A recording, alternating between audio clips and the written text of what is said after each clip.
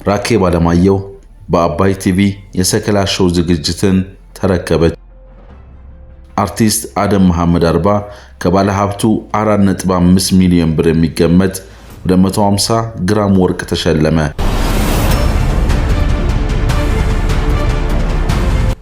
ሰላም ጤና ይስጥልኝ ውድ ቻናላችን ተከታታዮች እንደምን ቆያችሁ? ዛሬም እንደተለመደው በአዲስ አነጋጋሪ ጉዳይ ተመልሰን መጥተናል። ለነዚህ አይነት አዳዲስና ወቅታዊ መረጃዎች እንዲደርሳችሁ ላይክ፣ ሼር እና ሰብስክራይብ እያደረጋችሁ እንዲሁም ደግሞ በርከት ያሉ ቪዲዮዎችን በዩቲዩብ ላይ ሲጫኑ ቀድሞ ለእናንተ የማስታወቂያ መልእክት ወይም ኖቲፊኬሽን እንዲደርሳችሁ የደወል ምልክቷን መጫናችሁን እንዳትርሱ እያልኩኝ ዛሬ ወደ ያስኩላችሁ ጥንቅር አልፋለሁ። አብራችሁን ቆዩ። ራኬብ አለማየሁ በአባይ ቲቪ የሰከላ ሾው ዝግጅትን ተረከበች። በኢቢኤስ ቴሌቪዥን ከሚታወቁት ጋዜጠኞች መካከል አንዷ ነበረች። በአንደበተ ርቱዕነቷ በውብ ፈገግታዋና በጋዜጠኝነት ሙያ ላይ በተላበሰችው ልዩ የሆነው አቀራረቧ ትታወቃለች። ለዓመታት በዜና አንባቢነት በመዝናኛ እና ልብ የሚነኩ የሰው ታሪኮችን በማጣመር እሁድን በኢቢኤስ በተሰኘው ፕሮግራም ላይ በአጋርነት በሰራችው ስራ በኢትዮጵያ ቴሌቪዥን ጋዜጠኝነት ላይ ታዋቂ ሆናለች። በአዲስ አበባ ተወልዳ ያደገችው ራኬብ ለተግባቦትና ተረት ጥልቅ አድናቆት ነበራት። ከትንሽነቷ ጀምሮ ከሰዎች ሕይወት እና ልምዶች ለመማር ያላትን ፍላጎት አሳይታለች። ይህም ከጊዜ በኋላ ለጋዜጠኝነት ያላትን ፍቅር አሳድጎላታል። ወደ ሚዲያ ያደረገችው ሙያዊ ጉዞ ሰዎችን ትርጉም ላለው ውይይት እንድትጋብዝና ተግባቦቷን እንድታሳድግ እድል ፈጥሮላታል። ራኬብ አለማየሁ በኢቢኤስ ቴሌቪዥን በነበራት ቆይታ የተለያየ የጋዜጠኝነትን ብቃት በመላበስ በራስ መተማመኗን በተግባር በማሳየት እንዲሁም የምትጋብዛቸውን እንግዶች በማሳተፍ ችሎታዋ ትደነቃለች። በእሁድን በኢቢኤስ ቆይታዋ ከስራ ባልደረባዋ አስፋው መሸሻ ጋር በነበራት ልዩ ጥምረት ትክክለኛና የመከባበር ድባብ መፍጠር እንደቻለች ብዙዎች የሚመሰክሩት እውነታ ነው። በዕለት ተዕለት ኑሮ ውስጥ ከሚያጋጥሙ ችግሮች ጀምሮ ማህበራዊ ጉዳዮች፣ የግል የስኬት ታሪኮች እንዲሁም የክብረ በዓላት መሰናዶዎችን ሳይቀር በመዳሰስ ፕሮግራም የሰራችባቸው ዝግጅቶቿ ነበሩ።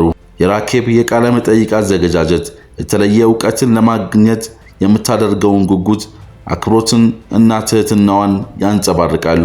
በዚህም በሚኖራት መሰናዶ ላይ በጥሞና ታዳምጣለች፣ የታሰቡ ጥያቄዎችን ትጠይቃለች፣ እንዲሁም እንግዶቿ ታሪካቸውን በነፃነት እንዲያካፍሉ ትፈቅዳለች። ከተለያዩ የመንግስት ከፍተኛ ባለስልጣናት፣ ከወላጆች፣ ከአርቲስቶች ወይም ከተራ ዜጎች ጋር በምታደርገው ቃለ መጠይቅ ቢሆንም በእያንዳንዱ ትረካ የሰውን ስሜት የምትረዳ ድንቅ ጋዜጠኛ ነች። ለአብነት ከቤዛዊት መስፍን ጋር ባደረገችው ቃለ ምልልስ ያሳየችው ብቃት በተፈጥሮና በስሜት የበለጸገ ውይይት በመፍጠር ችሎታዋን አጉልታ አሳይታለች።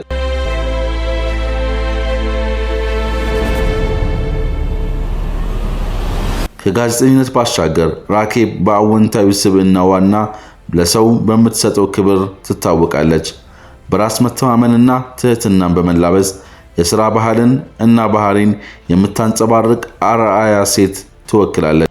በማህበራዊ ሚዲያ ላይ ያላት ተሳትፎም ይህንን ያንጸባርቃል። ራኬብ አለማየሁ አንዳንድ ጊዜም ለታዳሚ አድማጭ ተመልካቾቿ ይመጥናሉ ያለቻቸውን አነቃቂ መልእክቶቿን ታጋራለች። ራኬብ አለማየሁ በስራዋ በኢትዮጵያ እያደገ ባለው የሚዲያ ዘርፍ ውስጥ ታማኝና ቀልብን መሳብ የምትችል የጋዜጠኝነት ምልክት ሆናለች። በብሮድካስትና በመገናኛ ውስጥ ለመስራት የሚያልሙ ወጣት ሴቶችን ማበረታታት የምትችለው ራኬብ አለማየሁ ምንም እንኳን በስራዋ ለሌሎች አርአያ ብትሆንም የጋዜጠኝነት ሙያ ለሙያው ያለንን ፍቅርና ቁርጠኝነታችንን እንደሚጠይቅ ትገልጻለች። የራኬብ አለማየሁ ሙያዊ ቁርጠኝነቷ ብዙ ይናገራል። የራኬብ ረጋ ያለ ባህሪ፣ የጠራ ድምፅና በዝግጅት የተሞላው አካሄዷ ዛሬ በኢትዮጵያ የቴሌቪዥን ሚዲያዎች እጅግ በጣም ከሚከበሩና ተፈላጊነት ያላት ጋዜጠኞች መካከል አንዷ አድርጓታል። የራኬብ አለማየሁ የዩቲዩብ ጉዞ የዛሬ 5 ዓመት አካባቢ ከምትሰራበት የኢቢኤስ ሚዲያ ስራ ያቆመች ስትሆን በወቅቱ የተለያዩ አድናቂ ተመልካቾቿ በሚዲያው ላይ ስላጧት የራሳቸውን ግላዊ አስተያየቶች የሰነዘሩ ቢሆኑም ከነዚህም ውስጥ ግማሾቹ አግብታ ነው፣ ሌሎቹ ደግሞ የራሷን ቢዝነስ ከፍታ ነው፣ አንዳንዶች ደግሞ ኮሮናን ፈርታ ነው የሚሉት ይገኙበታል። ነገር ግን በጊዜው በነበራት የ2 ዓመት የተጠራቀመ ረፍት ጊዜ ምክንያት በማድረግ ለ2 ወራት ያክል ያረፈች መሆኗን የገለጸች ሲሆን በእነዚህ 2 ወራት ውስጥ የጽሑፍ ስራዎቿን በመስራትና በወቅቱ ማለትም የዛሬ 5 ዓመት አካባቢ በከፈተችው የዩቲዩብ ቻናል ራሷን በስራ ወጥራ ያሳለፈች መሆኑን ተናግራለች። ራኬብ አለማየሁ በሚለው ሙሉ ስሟ በከፈተችው የዩቲዩብ ቻናል ላይ 6 የሚሆኑ ስራዎች በማቅረብ የሰራችበት ስትሆን በአሁኑ ወቅት አባይ ቲቪ ላይ የሰከላ ሾው እስክትጀምር ድረስ ይዛው የቆየችው ልዩ ስራው መሆኑ የሚታወቅ ነው። በቀድሞ ስሙ እቴጌ መነን በአሁኑ መጠሪያው የካቲት 12 የሚባለው ትምህርት ቤት ተምራ ያደገችው ራኬብ አለማየሁ ከዚህ በፊት በነበራት የጥቂት ረፍት ፕሮግራም ላይ ከተዋናይት ሃና ግርማ ጋር አብረው እንደተማሩ ተናግራለች። ጋዜጠኛ ራኬብ አለማየሁ በአባይ ቴሌቪዥን ከሚተላለፉ ዝግጅቶች መካከል ሰከላ የተሰኘው መሰናዶ አንዱ ሲሆን ከዚህ በፊት በአርቲስት ትዕግስት ሲመራ ቆይቷል። ነገር ግን በአሁኑ ወቅት የቀድሞዋ የኢቢኤስ ቴሌቪዥን የፕሮግራም አቅራቢ ራኬብ አለማየሁ የሰከላ ሾው አቅራቢ ሆና መመረጧን ተመልክተናል። በዚህም የተለያዩ አድናቂዎቿ ሐሳብ አስተያየታቸውን የሰጡ ሲሆን ከነዚህም ውስጥ እንዲህ የሚለው ሐሳብ እናገኛለን። ሙያን ለሙያተኛ አርቲስት ትዕግስት ሰከላ ሾውን ለመምራት ስታደርግ የነበረው ጥረት የሚበረታታ ነው። ድምቀት ለመፍጠርና ሳቅ ለመጫር ተፍጨርጭራለች። ሆኖም ጥልቅ ዝግጅትና ንባብ፣ ዓለም አቀፍ የዘርፉን ዕውቀትና የጋዜጠኝነት ሙያን መያዝ ደግሞ ይጠይቃል። እንደ ጋዜጠኛ ትዕግስት ላይ ይህንን ባለማየቴ ቅር እሰኝ ነበር። ቧልት፣ ሳቅ እና ጭብጨባ በፕሮግራሙ የበላይነት መውሰዳቸው ገለባውን ብቻ ሰብስቦ እህሉን እንደበተነ ገበሬ ይሰማኝ ነበር።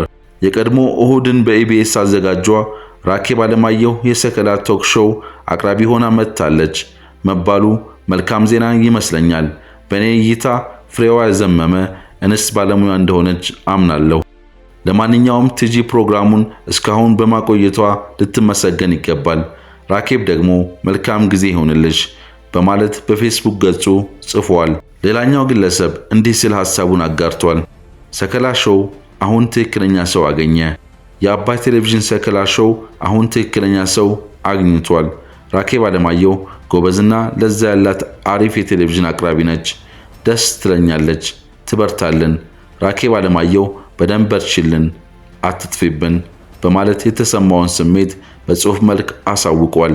እኛም በዝንቅ የዩቲዩብ ቻናላችን ስም ሁለቱም ባለሙያዎች በተሰማሩበት ዘርፍ መልካምና ውጤታማ የሥራ ዘመን እንዲሆንላቸው እንመኛለን።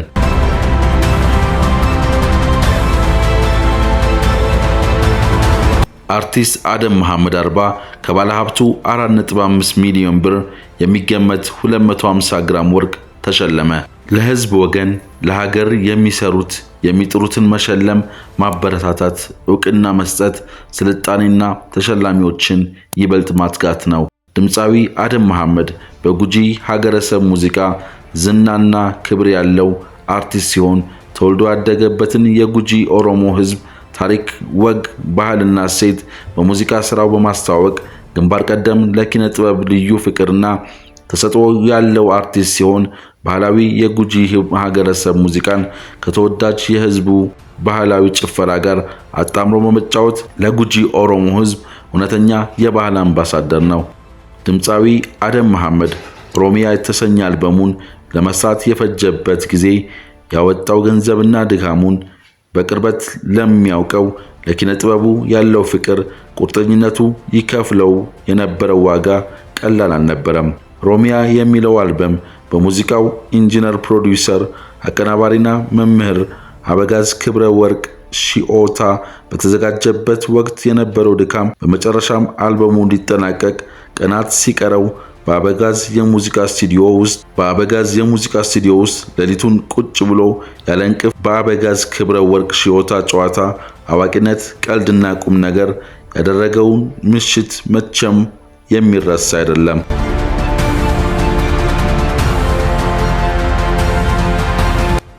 ድምፃዊ አደም መሐመድ ከ1424 ጀምሮ ሲካሄድ የቆየው ጥንታዊ የኩሽ ጉጂ የገዳ ስነ ስርዓትን የሃርሙፋ 74ኛው አባገዳ ለሮባሌ 75ኛው አባገዳ ስልጣን ርክክብ ወቅት የገዳ ስርዓቱን በማስተዋወቅ የባህል አምባሳደር የነበረና ለገዳ ስርዓቱ ድምቀት ይሆን ዘንድ ከድምፃዊት ጫሊ ቡቱ ቢሉ ጋር በመጣመር ገዳ መለይ በሚል ለአድማጭ ተመልካች አንድ ተወዳጅ ሙዚቃ አቅርቦ ነበር።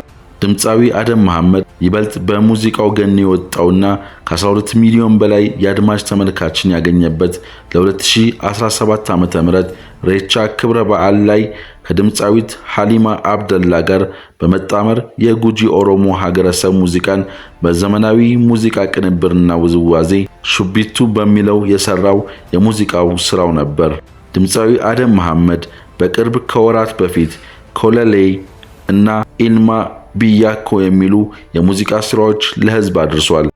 ድምፃዊ አደም መሐመድ ከኪነ ጥበብ ህይወቱ በተጨማሪ በማህበራዊ ህይወቱ ከሁሉም ጋር ተግባቢ ሲሆን አርቲስቶች ህዝብን ያገለገሉ የተለያዩ ታዋቂ ግለሰቦች በሚታመሙበት ወቅት ወይም በሆነ ጉዳይ ችግር ላይ በሚወድቁበት ሰዓት በገንዘብ በመርዳት ቀዳሚ የሆነ ሲሆን ለዚህም መልካም ምግባሩ እጅግ አብዝቶ ሊመሰገን የሚገባው አርቲስት ነው። የኬና ሆቴል ባለቤትና ዋና ስራ አስኪያጅ አቶ ታደሰ ኤዲማ ለድምፃዊ አደም መሐመድ ለህዝብና ለወገን በተለይም የጉጂ ኦሮሞን ህዝብ ቀደም ታሪክ፣ ወግ፣ ባህል በኪነ ጥበቡ ዘርፍ በሙያው ላበረከተው ላቅ ያለ አስተዋጽኦ የ250 ግራም የወርቅ ሐብል በሽልማት መልክ አበርክቶለታል። ክብር ለአቶ ታደሰ ኤዲማ። ይህንን አስመልክቶ ዝንቅ የዩቲዩብ ቻናላችን ለድምፃዊ አደም መሐመድ አርባ እንኳን ደስ ያለህ እያል በዛሬ ያስኩላችሁን ጥንቅር በዚሁ ቋጫለሁ። በቀጣይ በሌላ አዲስ መረጃ እስክንገናኝ መልካም ቆይታ ይሁንላችሁ።